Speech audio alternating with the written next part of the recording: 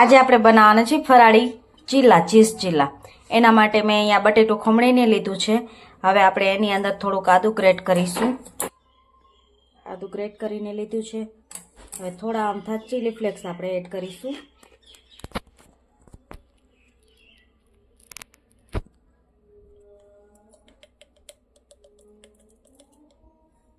થોડા આમથા chilli flakes.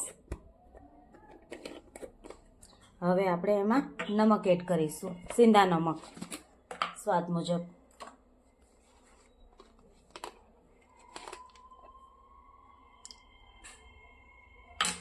હવે બધું મિક્સ કરી લેશું.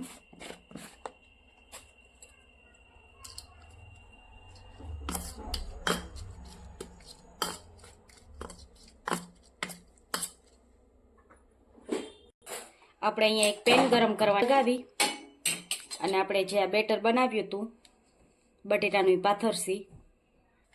હવે આપણે આજે બેટર બનાવી હતી ને એમાં પાથરવાનું છે આપણે ચીલાની જેમ.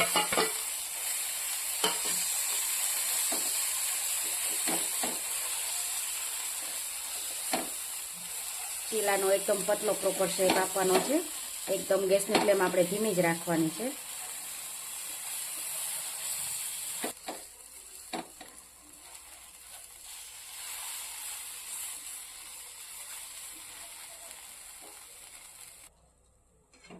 હવે આપણે ફરતી કોટ તેલ લગાવીને એને ધીમા તાપે ચડવા દઈશું. આપણે ફરતી કોટ તેલ લગાવી અને ચીલાને ચડવા દઈશું. જો આપણા ચીલું એક સાઈડથી પાકી ગયું છે. આવી રીતે હળવા હાથે નવું ઉઠલાવવાનું છે આપણે. જો આપણું ચીલું એક સાઈડ ચડી ગયું છે એકદમ. હવે આપણે એને પલટાવશું.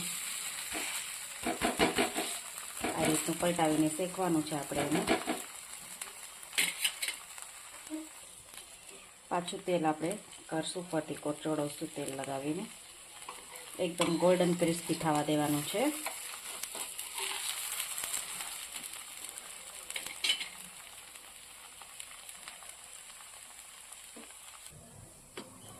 તો પાછળ આપણે આવું ગોલ્ડન બ્રાઉન શેકવાનું છે એકદમ બંને સાઈડથી.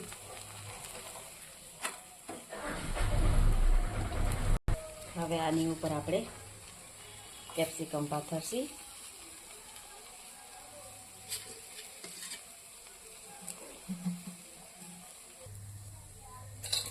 હવે આપણે આમાં ચીઝ ખમણસી.